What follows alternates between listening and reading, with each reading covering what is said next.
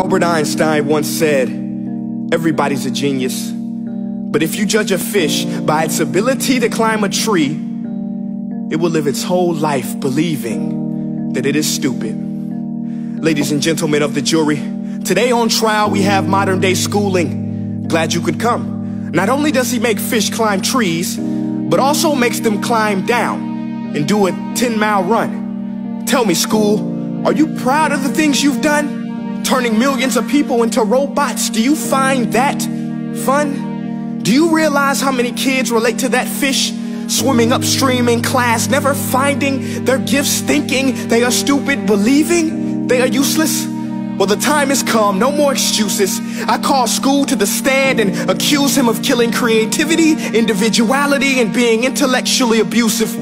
He's an ancient institution that has outlived his usage. So, Your Honor, this concludes my opening statement, and if I may present the evidence of my case, I will prove it. Proceed. Exhibit A. Here's a modern day phone. Recognize it? Here's a phone from 150 years ago.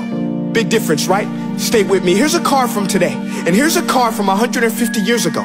Big difference, right? Well, get this. Here's a classroom of today, and here's a class we used 150 years ago. Now ain't that a shame? In literally more than a century, nothing has changed. Yet you claim to prepare students for the future?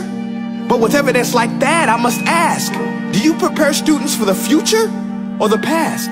I did a background check on you and let the record show that you were made to train people to work in factories, which explains why you put students in straight rows, nice and neat, tell them sit still, raise your hand if you want to speak, give them a short break to eat, and for 8 hours a day tell them what to think.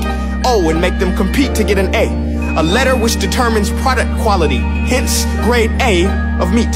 I get it. Back then, times were different. We all have a past. I myself am no Gandhi. But today, we don't need to make robot zombies. The world has progressed. And now we need people who think creatively, innovatively, critically, independently, with the ability to connect. See, every scientist will tell you that no two brains are the same. And every parent with 2 or more children will confirm that claim. So please explain why you treat students like cookie cutter frames or snapback hats, giving them this one-size-fits-all crap. Watch your language. Sorry, Your Honor, but if a doctor prescribed the exact same medicine to all of his patients, the results will be tragic. So many people would get sick, yet when it comes to school, this is exactly what happens. This educational malpractice, where one teacher stands in front of 20 kids, each one having different strengths, different needs, different gifts, different dreams, and you teach the same thing the same way? That's horrific. Ladies and gentlemen, the defendant should not be acquitted. This may be one of the worst criminal offenses ever to be committed. And let's mention the way you treat your employees. Objection. Overruled. I want to hear this. It's a shame. I mean, teachers have the most important job on the planet, yet they're underpaid? No wonder so many students are short-changed. Let's be honest, teachers should earn just as much as doctors, because a doctor can do heart surgery and save the life of a kid, but a great teacher can reach the heart of that kid and allow him to truly live.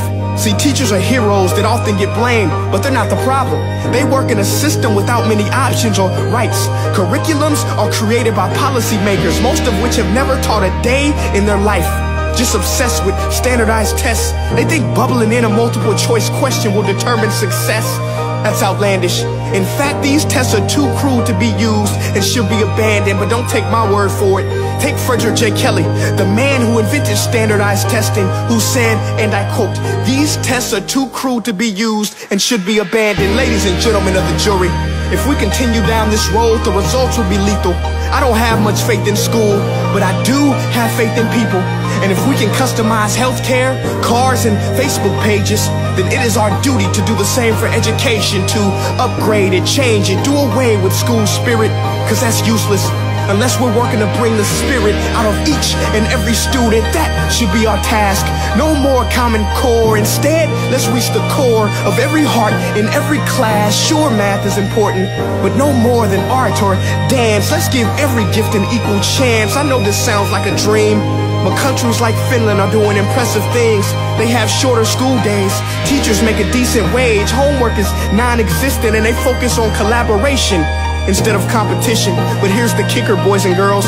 Their educational system outperforms every other country in the world. Other places like Singapore are succeeding rapidly. Schools like Montessori, programs like Khan Academy. There is no single solution, but let's get moving. Because while students may be 20% of our population, they are 100% of our future.